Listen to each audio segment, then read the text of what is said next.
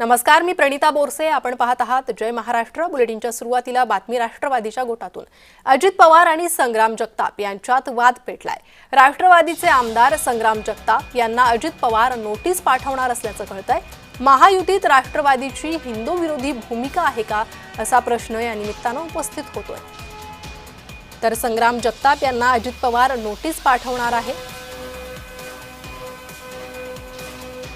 राष्ट्रवादीतून ही मोठी घडामोड. अजित पवार आणि संग्राम जगताप यांच्यातला वाद पेटलेला आहे.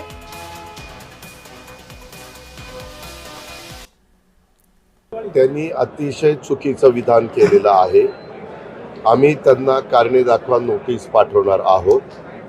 एकदा पक्षाची ध्येय धोरणं ठरल्यानंतर पक्षाच्या विचारधारेपासून जर कुठलाही खासदार, आमदार किंवा संबंधित जबाबदार व्यक्ती अशा प्रकारची वक्तव्य करत असतील तर ती वक्तव्य राष्ट्रवादी काँग्रेस पक्षाला अजिबात मान्य नाही.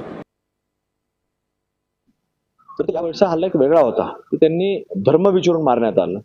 आणि ज्यावेळेला धर्म विचारून जर मारत असतील तर एवढंच आम्ही सर्व दीपावलीच्या निमित्तानं आम्ही देखील आता करमाळ्यामध्ये तुम्ही विचारलं, करमाळ्यामध्ये तुम्ही सांगितलं, तर करमाळ्यामध्ये आम्ही तिथे बोलताना सांगितलं की जर धर्म विचारून मारत असतील तर खरेदी करताना सुद्धा आता आपण धर्म विचारून खरेदी करावी, अशी एक आव्हान सर्वांना त्यावेळेस केलेलं आहे.